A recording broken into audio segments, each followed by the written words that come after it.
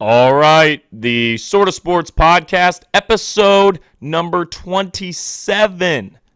Yes, that's right. And we are doing the NBA predictions because tomorrow night is the plan. So I got to get this in and I got to get it recorded. So I am here Monday around, it's 4:11 right now, and I'm going to get this done.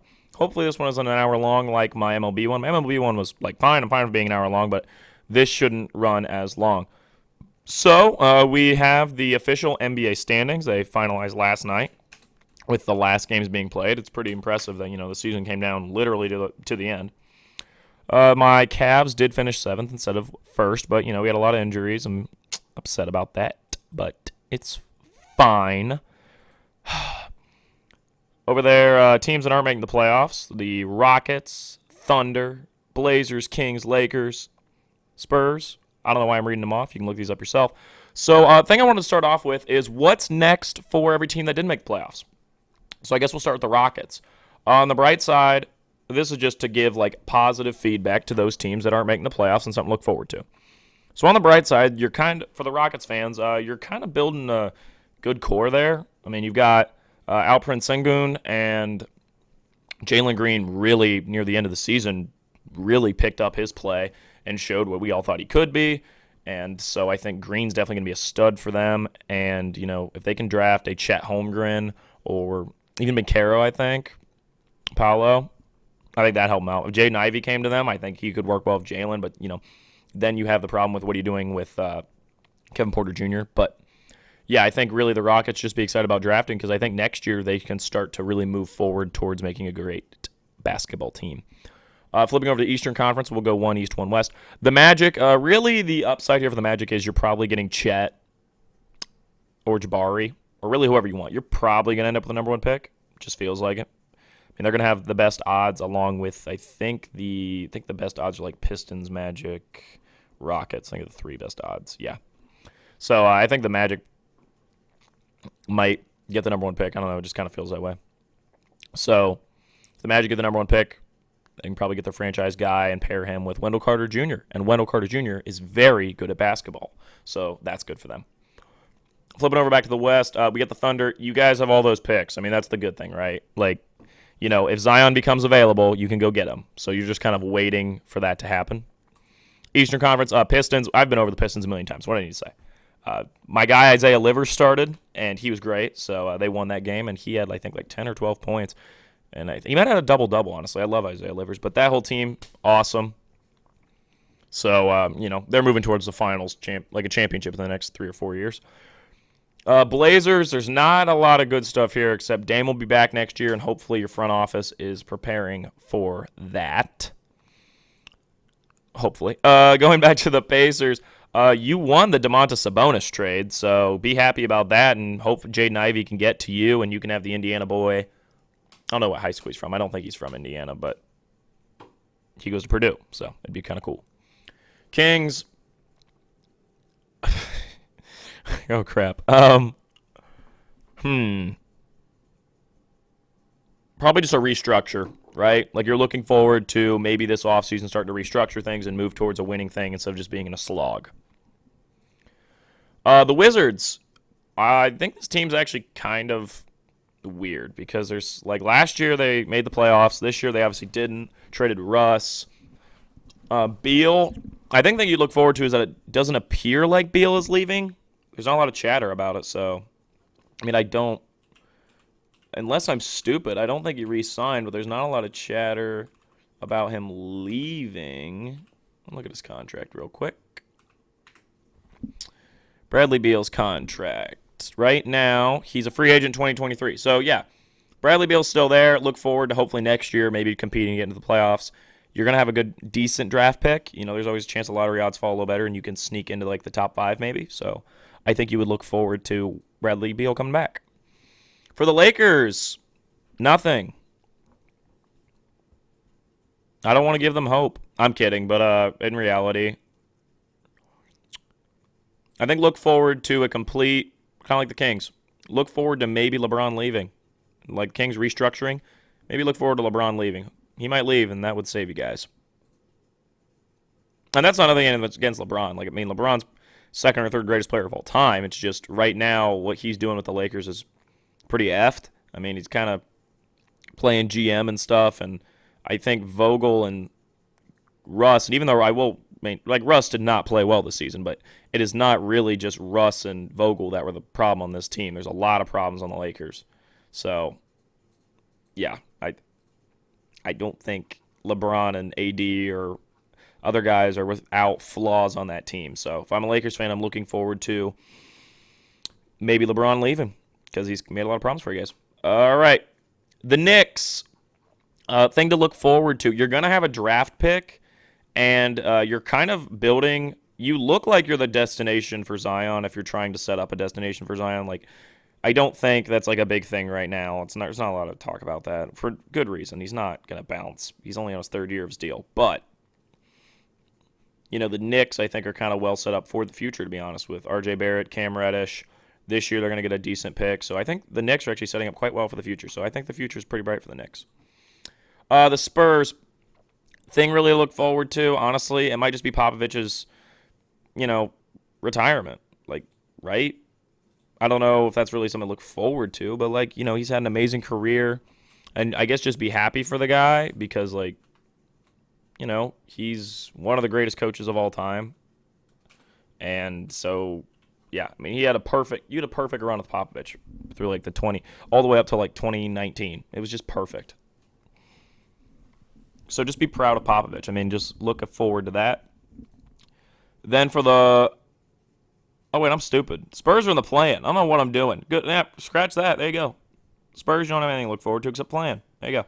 So, yeah, I guess it's just the 5 teams. Yeah, I ran through them all. Cool. All right. Well, I got those off my notes. So, next thing up, should I do awards or playoffs first? Let's do awards. We'll start with Coach of the Year. Definitely got to be Taylor Jenkins here because for a while I said it's got to be JB, but it can't be Bickerstaff now because the Cavs are really the 7 seed. It's become a little less impressive, all the injuries and everything. I think he'll be Bickerstaff, penciling him in right now for Coach of the Year next year because the Cavs might be the 1 seed next year. I'm looking for the Cavs to just run rampant on the East next year. But no, the Grizzlies, I think, got to get it. Taylor Jenkins, 56 and 26. I don't think anybody thought they'd be the 2 seed. I think even if you were like, yeah, the Grizzlies are going to be good this year, you wouldn't have put them as the 2 seed, only 8 games back from the best record in the league. And actually, they have the 2nd best record in the league, period, right after the Suns. So that's incredible. And they won a lot of games when Ja was out, so that's really impressive. Most improved, got to go Darius Garland here. If you want, I guess you probably do want, so I can back myself up, I'll pull up Darius Garland's numbers from last year to this year. Really, a lot of it is just on the court. If you watch, he just plays so much better and just makes a lot better decisions and overall is just a better player. His points went from 17, I'm going to round, make it easier, 17 to 22. I say I'm going to round, then I forget. His steals were the same. His assists went from 6 to 9. A lot of that's because of the teammates he had improved. His rebounds went from 2 to 3. So overall, just the assist and scoring. His efficiency is actually improved. He went from 451 field goal to 462. If you just want to look at the baseline stats, his 3-point percentage was higher last year, but he also attempted about 2 less per game. So I think it's got to be Garland. I don't think there's really any. I think there's arguments for other guys. I think Jordan Poole is a great argument. But I think Garland makes the greatest impact on a team and really was the core reason the Cavs really turned around their season. It's him and Jarrett. I think Garland made even bigger improvements than Jarrett. I feel like Jarrett was underrated, whereas Garland just wasn't as talented as he was last year. So, that was a weird way to say that, but you know what I meant. Next up, 6th man of the year, we're going to go Tyler Hero. I feel like it's been him the whole year, and I think you do too. I really don't think you're going to argue with me. But I'll pull up his basketball reference here really quick. There it is. Now, I don't even think he started more than 20 games. He did not start that many games. Yeah. Game started 10. Yeah. Out of 66 he played. He had 20 points, 4 assists. His 3-point percentage was almost 400. It was 399. Yeah, so he was pretty good. He had 5 rebounds, too. Pretty good for a dude who's only 6'5". Only 6'5". It's pretty tall. All right, now moving in to... I don't want to do defensive player right now because I want to move over to rookie of the year because it's got to be Evan Mobley. It's been him the whole year. He's been consistent. Cade's made a huge leap at the end, but Mobley's been the most consistent. 15 points, 3 rebounds. Not 3 rebounds. What am I saying? 3 assists, 8 rebounds. From the field, he shot over 500. So good for Mobley. Heck of a player. Great leader for the Cavs. Good for Mobley. And actually, I have to take that back. Garland and Mobley are the 2 keys to the Cavs. Do not let me try to tell you Jarrett was number 2. I love Jarrett, but it's Garland, Mobley, and Jarrett. So it would be Mobley number 1 if he didn't get hurt here at the end. But yeah. Okay, moving into my MVP. I wholeheartedly believe the voters are going to go Jokic, and I'm completely happy with that. That's completely fine. I think, honestly, this is a freak year. Hence who I'm going to take. Get it? But there are like 3 guys who in any other year would have won it. And it's Giannis, Jokic, and Embiid. All of them are having insanely good seasons. I can't remember the last time we had an MVP race this tight. All of them deserve it.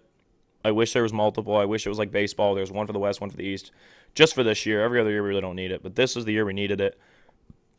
I do believe they're going to give it to Jokic.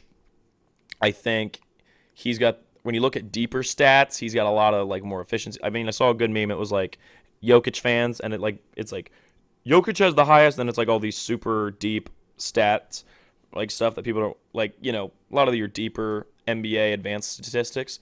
And then it was like Embiid fan, but Embiid better. And I'm like, yeah, that's kind of accurate. It's kind of how it goes. But Embiid obviously had the scoring title. Great job for him. Giannis had the best record and the overall strongest stats. Jokic was, the best in the advanced metrics.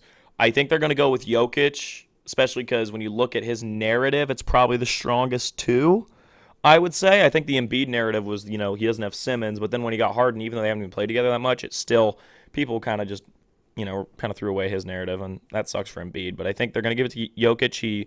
Any one of these guys deserves it, but I'm going to give it out to Giannis Antetokounmpo because dude's going off. He's got rounding. If we round, he's 30 points, one block, 6 assists, and 12 rebounds. So he's just nuts. And he's also, I do believe he's going to win Defensive Player of the Year, and I think he deserves it. So that would be his second time he won MVP and Defensive Player of the Year, which is crazy. I do think he's going to win Defensive Player of the Year. I don't think he's going to win MVP. If he does, I'll be super happy. I'm going to give it to Giannis, though. Partially because he's my favorite player, but on top of that, I just think overall his stats are the most impressive. He has the best record, and I think he just deserves it. So I'm going to give it to Giannis. But if you want to go Jokic or Embiid, I completely understand. I will not hold that against you at all. So if you say Devin Booker, I will hold that against you. He's very good at basketball, but these are the 3 guys that deserve it. So, all right, time for the play. Oh, there's something I want to talk about. No, so I did last episode that I did NBA stuff. I did like an underrated team. I'm not going to do another one of those right now. Maybe there's some guys in the playoffs that I'll notice, but it's be most of the same guys, except I forgot somebody. I didn't even know this dude was till a couple weeks ago, and I was like, holy crap, he's good, and no one talks about him because he's on the Rockets. This guy named Garrison Matthews. He was out of Lipscomb College. Yeah, I don't even know. He's undrafted. He averages 10 points on 400 shooting, 360 from 3. And, yeah, that's it. I'm just saying he's kind of underrated. So, Garrison Matthews. Pay attention to him. He's on the Rockets. He's a bit of an underrated guy. Should have put him on the team. Didn't realize. So he's definitely one of those guys that I would put on that team. So, all right, time for the playoff predictions. Also, I think most watchables, I have like a different style I'm doing for the playoffs. So you'll see in a moment. So for the plan, we have Clips versus T-Wolves. Winner moves on as the 7th seed to play the Grizzlies. Loser goes to play the winner of the 9-10 game. I'm going to take the Timberwolves here. They're actually kind of underrated team. They're really good. So I think they're going to upset the Clips. Paul George being there could really spice things up, but I think Paul George has it's harder to make him one man destroy the Timberwolves as it would be the Spurs or Pelicans. So Timberwolves win. Pels versus Spurs. I'm going to go Pelicans here. Zion, I think, is going to be back, so good for them. I think Zion might just have a big game. Overall, I just don't like the Spurs matchup with them. The Spurs always beat bad teams, it feels like, and lose to good teams. It's kind of how the Spurs roll. Popovich can only out-game plan so far, and then the players have to come into it. And while DeJounte Murray I really like, and I really like Devin Vassell, there's not a lot of guys on there other than that I really like. I guess Podol's pretty all right. So then we get the matchup for the 8th seed, which is Pels Clips. I'm going to go Clips here. I think Paul George can beat them, and I don't think Zion can immediately turn around their season. I'm sorry. So that gives us the Suns versus the Clips in the first round, and I'm going to take the Suns in 5. I don't think Paul George can make this go too much farther. We saw that in the Western Conference Finals last year. I'm sorry, buddy. Can't do it by yourself. You need Kawhi back. Then there's Grizzlies versus Timberwolves, 2-7. I'm going to take the Grizzlies in 5 here. Timberwolves, you had a great year. I was impressed with you guys, but overall, the Grizzlies are just good. So Grizzlies going to beat them. Warriors versus Nuggets, 3-6 matchup. I think the Warriors in 6 here. I could see Jokic putting up a fight some of these games. He is a really nice matchup against this Warriors team. Like, Wiseman is not there to, stop him. I mean, wait, is Wiseman healthy? Maybe I'm stupid. Is James Wiseman playing basketball? This just hit me. I'm almost 100% he is hurt. But I got to know now. This is weird. Okay. Let me look this up real quick. Yeah, okay. He's out. Yeah. How long? He's been out, it feels like forever. Wow. Yeah. When was the last? Yeah, he hasn't played the whole season. That's what I thought. Wow. Wow. Number 2 pick. Hopefully he comes back at some point for the Warriors. Should have taken LaMelo, I guess. All right. So, yeah, Wiseman. I knew he didn't play the whole year, but I was like, maybe he's going to be back for the playoffs. Nope. Okay. So, Warriors in 6. I think Jokic put up a fight, though, because no Wiseman. Mavs Jazz. This is quite the we've got the Donovan Mitchell, I hate it here narrative going on, and then we have the Luka, I'm going off over here narrative. Donovan, I think Donovan might have a 40 or 50 point night, and then they lose. Can you imagine NBA Twitter after that? That'd be crazy. But I'm going to take the Mavericks in 5. I didn't take any sweeps. I think it's a really competitive year this year. And so, Mavs in 5. All right, number 1 Suns versus number 4 Mavs. This is where your run ends, Luka. I'm sorry, big dog. I love you, but the Suns are going in 6. The Suns have been the best team in basketball this year, so the Suns got to win this. Number 2 Grizzlies versus number 3 Warriors. I hate this matchup. I do, because I want to take the Grizzlies very bad. I actually prefer their depth, and I think Ja is the second best player in this matchup. And he's the second best point guard in the league. But the other guy is the best point guard in the league and one of the best players in the league, period. And that is Steph Curry, who's in that top 5 conversation, sometimes top 4, top 3. So I'm going to take the Warriors in 7. I don't – the Grizzlies-Warriors match – the Grizzlies-Warriors-Suns, all 3 of those seem like championship, level teams. I think the Grizzlies are the least likely to win the title, but I could see them being in the finals. And then the Warriors and Suns, either one of those, cool to pick. All right, Suns-Warriors, I'm taking the Warriors in 7. I just think, I've been saying all year, I felt like they're going to make it, so I'm going to stick with it. Warriors in 7. Going to the East, Cavs-Nets. I'm taking my Cavs. I could take the Nets here. I would completely understand. I had a talk with a friend today. He's like, KD's either going to have 35 and they win, or he's going to have 10 and they lose. And he's right. So hopefully KD is 10 and they lose, and the Cavs can move on and be the 7th seed. But honestly, I actually prefer the matchup for the Cavs to play the Heat than having the Cavs play the Celtics. The Celtics, the way they match up against the Cavs, they're going to beat the Cavs, and that sucks. But, So I do think the Cavs will beat the Nets. I just think the Cavs are a good team. Mobley will be back. Good for Mobley. Hornets Hawks. I'm going to take the Hornets out of there. You could definitely argue that Trae Young's just going to go off this game. I completely believe you. I just feel like the Hornets are going to get something going just because this is the first time they've ever had a chance really. Well, no, I guess they made the playoffs last year. So, I don't know. I just got a feeling they're going to move on. I don't know why. I just feel like they're going to move on. Nets, Hornets, got to go Nets here. They're the better team on paper, definitely. So definitely take the Nets. And Ben Simmons is back. I should have factored into my Cavs-Nets game, but I just want to take the Cavs. Number 1 Heat versus number 8 Nets. I'm going to take the Heat in 7. I think the Nets can stretch this, honestly. I think they match up really well against the Heat. But the Heat are better, so I'm taking the Heat. Then we get the number 2 Celtics versus the number 7 Cavs. I'm going to take the Celtics in 6 here. The Celtics, the way they play with their defense and their fast pace and Jason Tatum, they have the best player. They have better depth. I don't know if they have better depth. Well, that's because I'm attached to the Cavs. I think the Cavs match up badly against them just because the Celtics play. I mean, Robert Williams is like their big defensive anchor, and he's smaller than like Jarrett and them. Really, if Jarrett plays, the Cavs can put up a fight. If Jarrett doesn't play, the Cavs can't put up a fight. Celtics could go in 5 or maybe sweep. I don't think the Cavs will not win at least one game, but it could be 5 if Jarrett doesn't play. If Jarrett plays, Celtics in 6. I hate to see it. Bucks, Bulls. Man, what a run for the Bulls. I mean, they had a great beginning of the year. They were the freaking team. Kind of slowed down at the end. Bucks in 5. I'm sorry, guys. I really am. I'm sorry. It feels like Giannis is on a tear. He wants that back-to-back ring. All right, Sixers, Raptors. Props to the Raptors. Ladies and gentlemen, no one talks about the fact that they have a better record than the Bulls. People are talking about, like, everybody loves the Bulls team. Thinks they're so cool, and they are.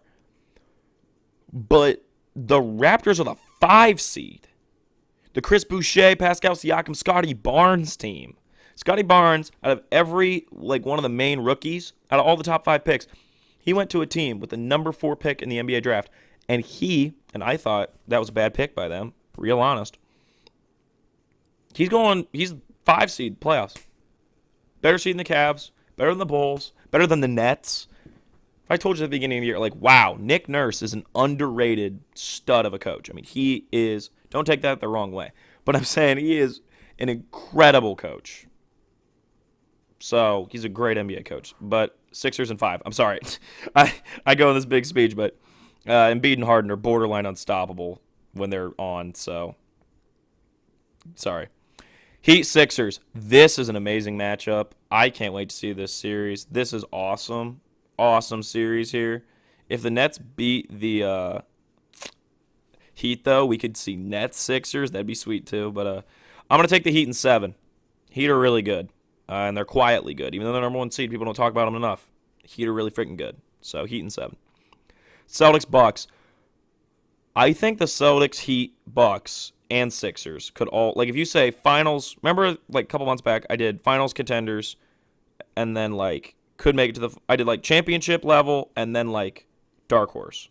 And I'm going to break this down really quick. When it comes to championship level teams that I think could win the finals, it's the Suns, the Sixers, the Bucks, the Heat, the Celtics, and the Warriors. When it comes to teams that could be in the finals, it's like the Grizzlies,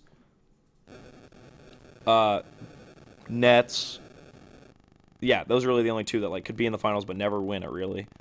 And then when it comes to dark horses, like you would say, this team, no one's talking about making it but could. I think that'd be your Mavericks, Grizzlies, and that'd really be it. I don't think there's really a dark horse in the East unless the Raptors just get on some crazy stuff. So, or the Cavs. I guess the Cavs maybe could be a dark horse, like your younger teams. So, yeah, sorry, quick aside. But yeah, Bucks in 7 against the Celtics. This will be an incredible. Like, these 2 Eastern Conference semifinals are amazing. Any one of these 4 teams could win the finals. Sorry, I had a hair on, like, my phone. There's something on my phone. I blew it off. But any one of these teams could win the finals.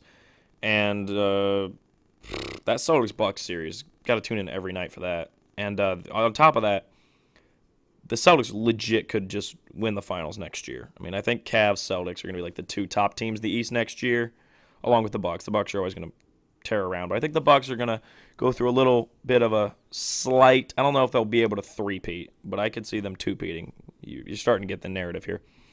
Heat, Bucks. They've done it in the first round, where the Bucks swept. They've done it in the second round, where it was a gentleman's sweep, Heat in 5 back in 2020. Now, in 2022, I don't know why I didn't do the 2021 was first round, 2020 it was second round, 2022 third round being the Eastern Conference Finals. Heat, Bucks. I'm taking the Bucks in 6. Why not? I mean, I want to see it happen. I genuinely just think Giannis is the best player in the league right now. I think he wants to have this incredible year. I think the team's good. I think they're just as good as last year, if not better. I think everybody's on. I think it's in a tougher Eastern Conference, which means the Bucks have had to become tougher themselves. I think he's ready for that. I think he wants the finals. So Bucks in 6. I know. Why not 7? Because Dalton Edwards, I know you're out there listening to this pod, and I just like to push your buttons. So Bucks in 6. And on top of that, Braun Breaker should beat Roman Reigns. Total joke take. If you're someone not named Dalton Edwards and you're listening to this and you don't understand that take and you're like, Ryan, but that doesn't make sense. Why would you want Braun Breaker? I'm kidding. I just like to push Dalton's buttons. All right. NBA Finals. Bucks Warriors. Started talking about this being the finals about in, I think, in January or December. And since the beginning of the year, I thought it was going to be Lakers Bucks. Thank the Lord Lakers were bad and I was wrong. So happy I was wrong on that. But I'm going to take the Bucks in 6. It could go 7. But in the words of Brandon Jennings, Bucks in 6. So, yeah, that's it. That's the NBA Finals. Finals MVP, obviously, Giannis Antetokounmpo. And back-to-back finals for Giannis. That would mean in 2019 he was MVP. 2020 he was MVP in DPOY. 2021 he won the finals. And then 2022 he did MVP, DPOY, and won the finals. So that would be crazy. Yeah, when it comes to finals matchups, though, this is my most watchables. This would be my most watchables finals matchup. So, like, finals matchups that would just be awesome to watch. So we got Bucks Warriors, the one I just picked. I think that'd be a great finals. Sixers Warriors, I think that'd be really fun. You get the Harden versus Curry. You get the Embiid trash talking to Draymond. I think that'd be really cool. Celtics Suns, the 2 best defensive teams and probably the 2 most offensively efficient teams. You get Devin Booker's shots versus Jason Tatum's shots. You get Marcus Smart versus guarding Chris Paul. Like, come on. That'd be awesome. So, definitely that one. Sixers Nuggets. This probably won't happen, but it'd be pretty freaking cool because it'd be Embiid versus Jokic, the age-old battle. And by age-old, I mean like 3 years. Then we get Cavs Warriors. This one's for me. I think it'd be cool to see it all these years later. I do think this is a possibility for next year. I mean, I shouldn't write it off as a possibility for this year. It'd be pretty sweet if the Cavs made a run as a 7 seed, but don't really think we're going to. But that'd be cool. So, yeah, Cavs Warriors. Then Heat Grizzlies for obvious reasons. I mean, I want to see Ja dunk on Bam Adebayo and have Bam try to block it. That'd be cool. The really tough defensive team with a lot of depth versus a really good offensive team with a lot of depth. The Grizzlies aren't bad defensively. I'm just saying they're known more for their offense.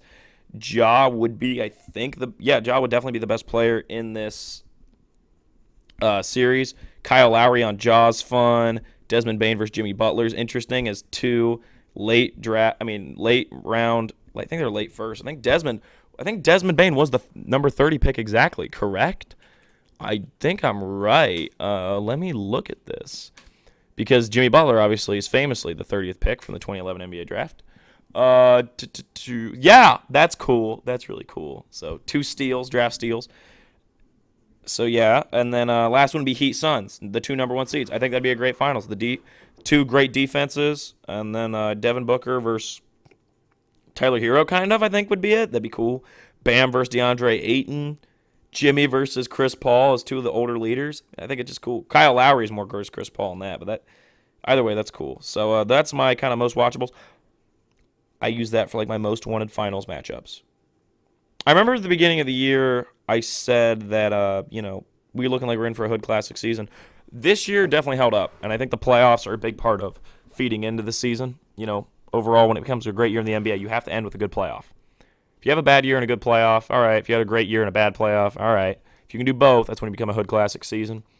This year we had an amazing season, crazy exciting, a lot of great stuff. And we had like an incredible rookie class. It felt like every pick had something to talk about, really. And like Josh Giddey, he's really good. 6th pick. People didn't think he'd be even taken in like the top 10 sometimes. It's crazy. Sengun, he was like a mid-first round pick. He's really good too. It's like there's all these good guys. And there's been a lot of like improvements for teams like the Grizzlies. Just should win the Most Improved Team award. They were awesome this year. The Cavs are like really fun now. Even your bad teams are fun. Like the Rockets have fun stuff. They're the worst team in the league record-wise. The Magic are the most boring team. Magic and Pacers are the 2 most boring teams, really. And even they have stuff to look forward to. Like I'm saying, like this year was just an amazing year. And the Lakers being bad to me just added to my enjoyment of it. And overall, Hood Classic season. And I think the playoffs are going to match it. That's why I picked that Bucks-Warriors part of it. I just think that Curry versus Giannis matchup is perfect. 2 completely different players, but they're both super likable and super popular. I think that finals will just be a lot of fun to watch. 2 tough teams that have won finals before facing off. It feels like crazy. So, yeah, we Got a Hood Classic season. I'm ready for a Hood Classic playoff. And, I'll be having more pods while playoffs go on. Hope you enjoyed. And I'll see you in the next one. Recording Big Salad tomorrow.